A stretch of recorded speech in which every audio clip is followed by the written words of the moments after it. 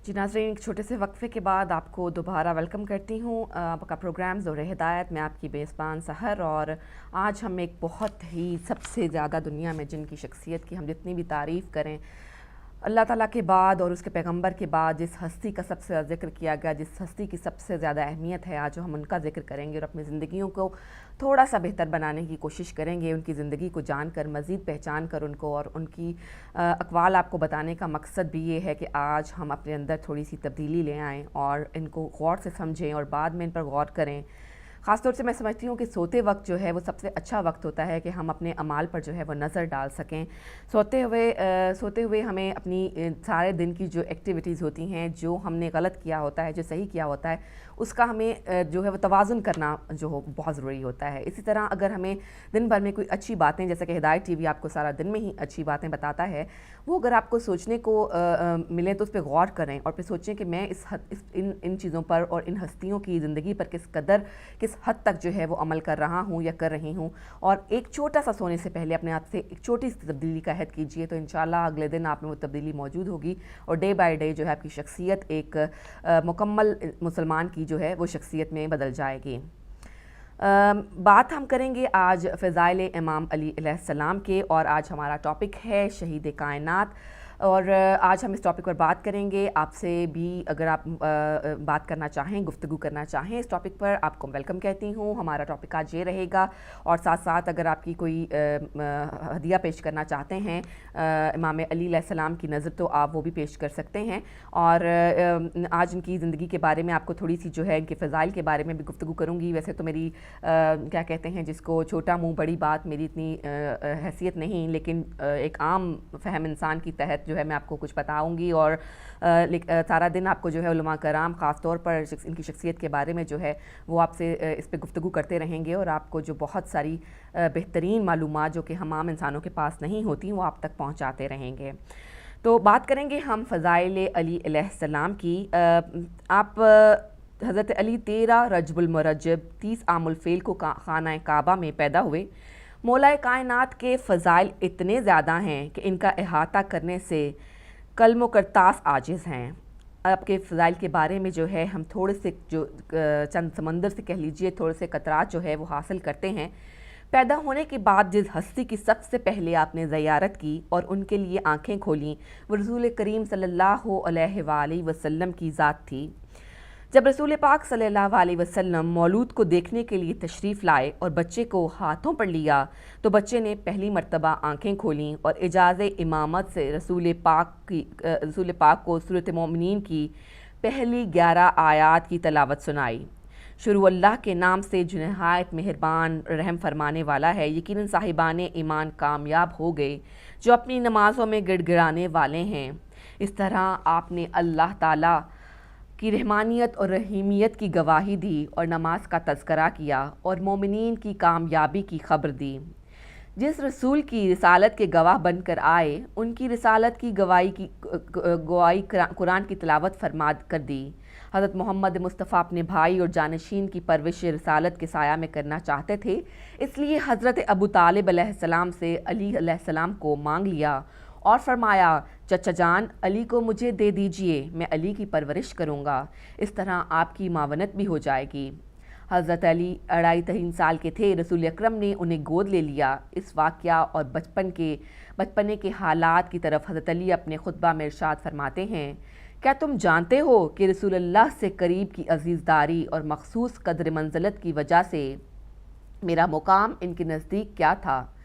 मैं बच्चा ही था कि रसूल ने मुझे गोद लिया था, अपने सीने से मुझे चिमटाए रखते थे, बिस्तर में अपने पहलू में जगह देते थे, अपने जिस्म मुबारक को मुझसे मस करते थे और अपनी खुशबू मुझे सूंघाते थे।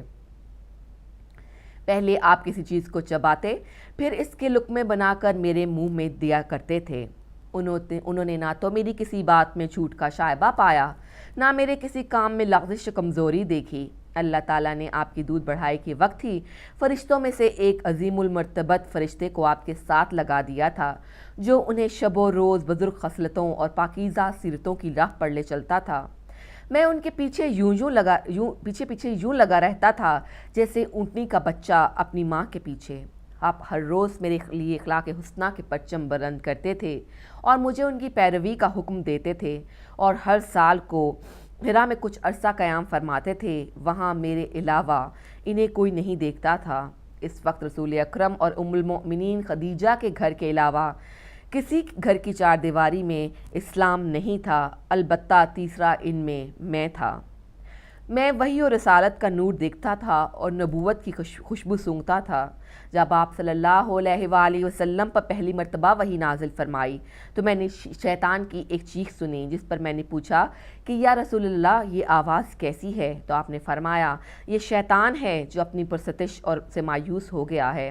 رسول پاک صلی اللہ علیہ وآلہ وسلم نے فرمایا اے علی، جو میں سنتا ہوں تم بھی سنتے ہو، اور جو میں دیکھتا ہوں تم بھی دیکھتے ہو، فرق اتنا ہے کہ تم نبی نہیں ہو، وزیر اور جانشین ہو، اور یقیناً بھلائی کی راہ پر ہو۔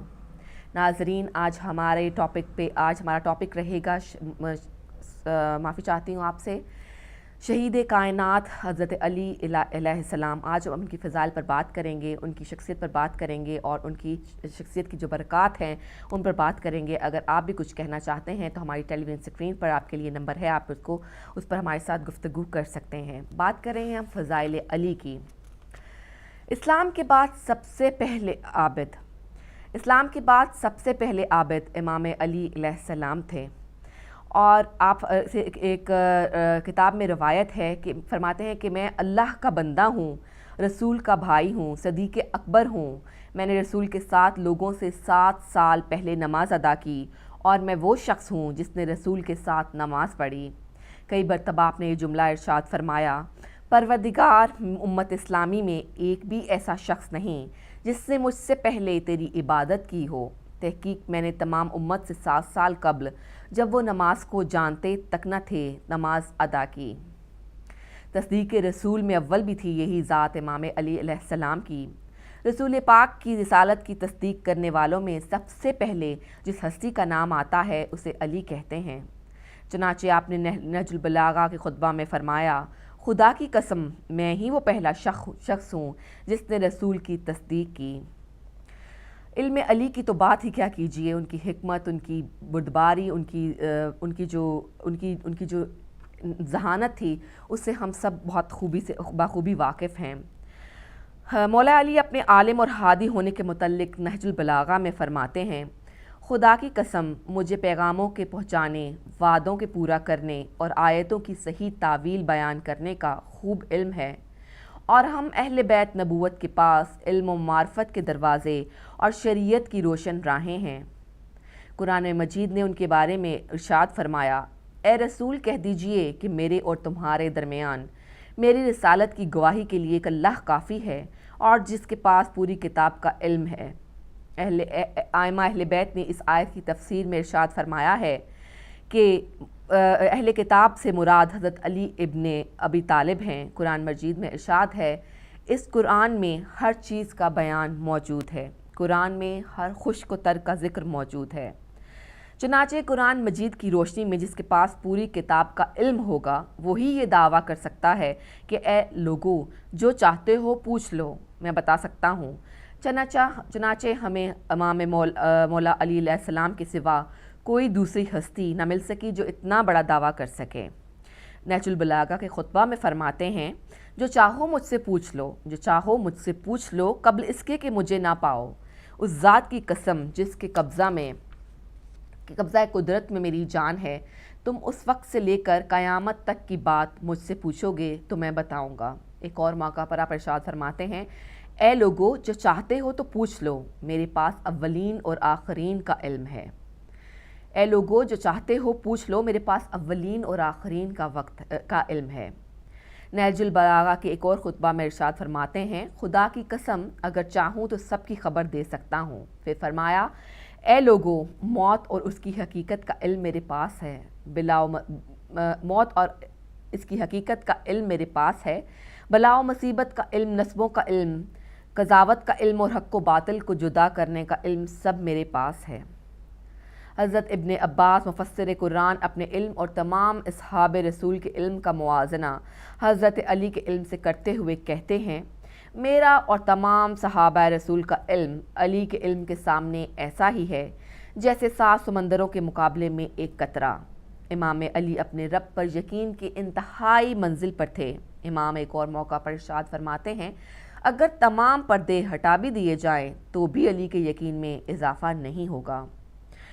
یعنی کہ اگر ہم ان چھوٹی چھوٹی جو خطبات کی جو آپ کو یہ سنائی گئی ہیں یہ باتیں، اگر ہم ان پر غور کریں تو معلوم ہوگا کہ امام علی علیہ السلام کے سامنے تمام اصحاب رسول کا جو علم تھا وہ بالکل اس طرح تھا جس طرح کے سمندروں کے سامنے ایک قطرہ، اور وہ اتنا کچھ جانتے تھے، لیکن ظاہر ہے کہ اللہ تعالیٰ نے ان کو جتنی کی اجازت دی تھی، جتنا وہ صحیح سمجھتے تھے انسانیت کے لیے، اتنا ہی وہ بتاتے تھے۔ اس کے باوجود انہوں نے اپنے لوگوں سے کہا، اپنے بندوں سے کہا کہ اے لوگو، میرے سے پوچھ لو جو پوچھنا چاہتے ہو، جو پوچھنا چاہتے ہو پوچھو، کہ میرے پاس اولین اور آخرین کا علم ہے۔ اپنے مقام و منزلت اور مرکزیت کے بارے میں فرماتے ہیں کہ میں چکی کے اندر کا وہ قطب ہوں جس پر وہ گھومتی ہے، میں چکی کے اندر کا وہ قطب ہوں کہ جس پر وہ گھومتی ہے، جب تک میں اپنی جگہ میں اپنی جگہ ٹھہرا ہوں وہ گھومتی رہے گی، اور اگر میں نے اپنا مقام چھوڑ دیا تو اس کے گھومنے کا دائرہ متزلزل ہو جائے گا۔ سبحان اللہ۔ اور اس کی شاہد اعمال جو ہیں ہم اس کو اس طرح سے بیان کر سکتے ہیں۔ قرآن مجید میں سورۃ توبہ کی آیت 105 میں ارشاد ہوا ہے، ترجمہ پیش کرتی ہوں آپ کے سامنے، عمل انجام دو، اللہ، اس کا رسول اور مومنین تمہارے عمل کو دیکھتے ہیں۔ اس آیت میں المومنین سے جو ہے وہ مراد ائمہ اہل بیت ہیں۔ امام علی علیہ السلام نے نہج البلاغہ کے ایک اور خطبے میں فرمایا کہ میں تمہارے اعمال پر گواہ اور قیامت کے دن استدلال کرنے والا ہوں۔ قرآن میں آیا ہے، قیامت کے دن ہم ہر ایک کو اس کے امام کے ساتھ پکاریں گے، اور سبحان اللہ کا ہم خوش قسمت ہیں کہ ہمیں کن امام کے ساتھ پکارا جائے گا، اور ہمارے امام علی علیہ السلام ہیں جن کے بارے میں قرآن نے گواہی دے دی کہ میں تمہارے اعمال پر گواہ اور قیامت کے دن استدلال ہوں۔ سورۃ مومنین میں بتا دیا گیا کہ عمل انجام دو، اللہ، اس کا رسول اور مومنین تمہارے عمل کو دیکھتے ہیں۔ امام علی علیہ السلام فرماتے ہیں، اگر میری اطاعت کرو گے تو میں تمہیں انشاءاللہ جنت میں پہنچا دوں گا۔ یہ کس لیے کہا انہوں نے کہ میری اطاعت کرو گے؟ وہ جانتے تھے کہ وہ رسول نہیں ہیں، وہ جانتے تھے کہ رسول نے ایک اللہ تعالیٰ نے پیغمبر بنا کے بھیجا، اور تمام باتیں جو ہیں اس پیغمبر کے تھرو جو ہے ہم پر واضح کرتے ہیں، لیکن چونکہ علی پیغمبر کے ولی تھے اور وہ ان کو لے کر آگے چل رہے تھے، اس لیے انہیں یہ بات واضح کی کہ مجھے فالو کرو گے تو تم پیغمبر کو فالو کرو گے، اور پیغمبر کو فالو کرو گے تو اللہ تعالیٰ کے کہے ہوئے تمام راستوں پر تم چل پڑو گے۔ اور اسی لیے فرماتے ہیں کہ میری اطاعت کیا ہے؟ میری اطاعت ایک مکمل اسلام ہے، ایک مکمل دین ہے۔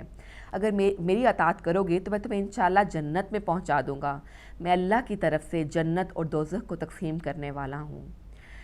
شجاعت علی کے کیا کہنے ہیں؟ شجاعت علی جس کی نہ صرف تمام مسلمان بلکہ تمام غیر مسلم بھی جس کے قائل ہیں، اور اگر مثال دی جاتی ہے تو علی کی شجاعت کی دی جاتی ہے۔ دنیا میں ان کی شجاعت بے مثال ہے۔ اس پر جنگ بدر، احد، خندق، خیبر اور حنین گواہی دیتی ہے کہ شجاعت علی کس قدر اس طرح کا مرد مومن نہ کبھی آیا اور نہ کبھی آئے گا۔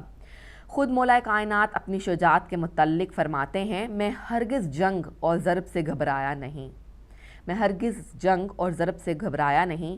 پھر فرماتے ہیں، خدا کی قسم مجھے ذرا پرواہ نہیں کہ میں موت کی طرف بڑھوں یا موت میری طرف بڑھے۔ پھر ایک جگہ فرماتے ہیں، میں کبھی جنگ سے بھاگا نہیں، اور جو میرے مقابلے میں لڑنے کے لیے آیا میں نے اس کے خون سے زمین کو سیراب کر دیا۔ شجاعت علی کے کیا کہنے، ایک چھوٹا سا یوں کہہ لیجیے گلمپس پیش کر رہی ہوں آپ کی خدمت میں۔ ہمارے علماء کرام تمام دن میں آپ کو ان کی تفاصیل بتاتے رہیں گے، اور ان کی بارے میں ان کی جو صحیح جہاں سے ان کا سٹارٹ ہے اور جہاں پہ ان کا اختتام ہے، ان تمام باتوں کو وضاحت سے بیان کریں گے۔ میں صرف آپ کو سرسری سے ایک جائزہ ہی پیش کر سکتی ہوں۔ اور شجاعت علی کے بارے میں کہ خود مولا کائنات اپنی شجاعت کے بارے میں فرماتے تھے کہ میں کبھی جنگ سے بھاگا نہیں، اور جو میرے مقابلے میں لڑنے کے لیے آیا میں نے اس کے خون سے زمین کو سیراب کر دیا۔ عدل علی بھی جس طرح شجاعت علی جو ہے جس کے بارے میں آپ کو نہ جانے کتنی سمندروں کی سیاہی درکار ہو لکھنے کے لیے، اسی طرح عدل علی کے بارے میں لکھنے کے لیے اور کہنے کے لیے بھی آپ کو نہ جانے کتنی کتابوں کی ضرورت پڑے۔ مولا کائنات عادل ہی نہیں بلکہ عین عدالت ہیں۔ آپ خود اپنی عدالت کے بارے میں ارشاد فرماتے ہیں، اگر مجھے 7 اقلیم کی حکومت دی جائے اور مجھ سے یہ مطالبہ کیا جائے کہ میں خدا کی نافرمانی میں ظلم سے چیونٹی کے منہ سے جو کا چھلکا چھین لوں تو میں یہ ہرگز نہیں کروں گا۔ سبحان اللہ، عدل کی یہ عالم دیکھیے، اور جو بے اختیار ہماری سوچیں جو ہیں وہ آج کل کے جو حکمران ہیں ان کی طرف چلی جاتی ہیں۔ بہت ہی نیچرل سی بات ہے کہ جب ہم یہ بات سنتے ہیں کہ اگر مجھے 7 اقلیم کی حکومت دے دی جائے اور مجھ سے یہ مطالبہ کیا جائے کہ میں خدا کی نافرمانی میں ظلم سے چیونٹی کے منہ سے جو کا چھلکا چھین لوں تو یہ میں ہرگز نہیں کروں گا۔ اور کہاں ہمارے حکمران ہیں کہ انسان کے بچے، اللہ تعالیٰ کی اشرف المخلوقات جگہ جگہ مر رہی ہے، کہیں پانی سے، کہیں بھوک سے، کہیں دہشت گردی سے، اور ہمارے حکمران دم سادے بیٹھے ہیں۔ وہ اپنی عیاش و عشرت میں اس قدر عیاشی میں مبتلا ہیں کہ انہیں ذرا احساس نہیں۔ اور کہاں یہ میرے مولائے کائنات، کہاں یہ ہستی، امام علی کی ہستی جو یہ کہتی ہے کہ اگر چیونٹی کے منہ سے جو کا چھلکا بھی چھین لوں تو یہ میں ہرگز نہیں کروں گا۔ سادگی اور زہد کا یہ عالم کہ حضرت علی کی تمام زندگی تمام انسانوں کے لیے نمونہ عمل ہے، خصوصاً حکمرانوں کے لیے، کہ سب سے پہلے جو ہماری نظر جاتی ہے، جو ہماری سوچ جاتی ہے، حکمرانوں کی طرف جاتی ہے۔ حکمران ہی ہیں جو کسی معاشرے کی جو بنیادی اکائی ہوتی ہیں، اور حکمرانوں کی وجہ سے ہی معاشرے میں اعتدال و توازن پیدا ہو سکتا ہے، اور جب یہ اعتدال و توازن قائم نہیں رہتا تو معاشرے کی بنیادیں ڈگمگا جاتی ہیں، اور وہی حال ہوتا ہے جو ہمارے معاشرے کا، ہمارے ملک کا ہے۔ ہم دیکھتے ہیں کہ آپ نے اتنی بڑی اسلامی ریاست خلیفہ ہوتے ہوئے اتنی سادہ زندگی گزاری کہ جس کی کوئی مثال ہی نہیں ملتی۔ خلافت کے زمانے میں اپنی جوتی اپنے ہاتھوں سے گانٹ رہے تھے۔ ابن عباس نے عرض کی، یا امیر المومنین، اس کی کیا قیمت ہے، اسے پھینکیے۔ آپ نے اس کے جواب میں فرمایا، اس کی قیمت پوچھتے ہو؟ تم پر حکومت کرنے سے یہ جوتی بہتر ہے۔ اگر میں حکومت کی وجہ سے ظالم کا ہاتھ روک نہ دوں اور مظلوم کی داد رسی نہ کروں۔ کیا خوب بات کہی ہمارے امام نے۔ فرماتے ہیں کہ اگر اس کی قیمت پوچھتے ہو، یعنی کہ اگر میں حکومت کروں اور میں کسی ظالم کا ہاتھ نہ روک سکوں اور مظلوم کی داد رسی نہ کر سکوں تو پھر اس سے تو یہ جوتی ہی بہتر ہے۔ یعنی کہ آپ کے اندر اتنی عاجزی پائی جاتی تھی اور آپ کے اندر اس قدر خوف خدا پایا جاتا تھا، اور اگر اس خوف خدا کا ایک قطرہ، ایک چھوٹا سا ذرہ بھی ہمارے حکمرانوں میں پایا جائے تو ہماری حالتیں، ہمارے ملک کی حالتیں، ہماری دنیا کی حالتیں، ہمارے معاشرے کی حالتیں اس قدر بہتر ہو جائیں کہ ہمیں اپنی آنکھوں پر خود ہی یقین نہ آئے۔ اپنے لباس کے بارے میں فرماتے ہیں، خدا کی قسم میرے پیرہن کو اتنے پیوند لگے ہیں کہ اب مجھے رفوگر سے شرم آتی ہے۔ واہ، سبحان اللہ! ایک ہم ہیں، ہم اپنے لباس کے بارے میں کس قدر کانشیس ہیں، ہمیں اپنے لباس کی کتنی فکر رہتی ہے۔ مہنگے سے مہنگا جوڑا، مہنگے سے مہنگا لباس پہننے کو ہی ہم اپنی جو ہے اپنے آپ کو اعلیٰ ظاہر کرنے کی کوشش کرتے ہیں، اور وہ جو اللہ تعالیٰ کا محبوب ترین بندہ تھا، وہ جس کے جو رسول کے سائے تلے پلا بڑا، جو خانہ کعبہ میں پیدا ہوا، جو کہ اللہ اور اس کے رسول کا ولی تھا، وہ یہ کہہ رہا ہے کہ میرے پیرہن کو اتنے پیوند لگ چکے ہیں کہ مجھے رفو گر سے شرم آتی ہے، اور مجھے شرم آ رہی ہے کہ ہم کہاں کھڑے ہیں۔ ہم بہترین لباس کو پہننا اپنی عزت خیال کرتے ہیں، ہم بہترین لباس کو پہننے والے کو ہم عظیم خیال کرتے ہیں، ہم بہترین لباس پہننے والے کو اچھا خیال کرتے ہیں، اور وہ شخص جو اللہ تعالیٰ کے معیار پر پورا اترتا ہے لیکن اپنے لباس پر رفو کرواتا ہے، اس کو ہم حقیر فقیر گردانتے ہیں اور اس کو ہم دھتکار دیتے ہیں۔ ہم سب کے لیے بہت ہی شرمندگی کا باعث ہے، اور ہم سب کے لیے بہت ہی سوچ کا لمحہ ہے کہ سوچیں اور اپنے آپ کو اس مقام تک لے کر آئیں جہاں تک یہ عظیم امام تھے، اور جن کو شرم آنے لگ گئی کہ ان کی قمیض پر اس قدر رفو ہو چکے ہوئے ہیں، اس قدر پیوند لگ چکے ہوئے ہیں کہ اب ان کو رفو گر سے شرم آتی ہے۔ اور بس میں یہاں پر جو ہے خود کو سمجھتی ہوں کہ میرے پاس لفظ ختم ہو گئے ہیں اس بات کے جاننے کے بعد، اس بات کے پڑھنے کے بعد، اس بات کے آپ کو بتانے کے بعد۔ فی الحال لیں گے ہم ایک چھوٹی سی بریک، اور بریک کے بعد آپ سے دوبارہ ملاقات کریں گے اور امام علی کی ہستی اور ان کے فضائل کے بارے میں مزید گفتگو کریں گے۔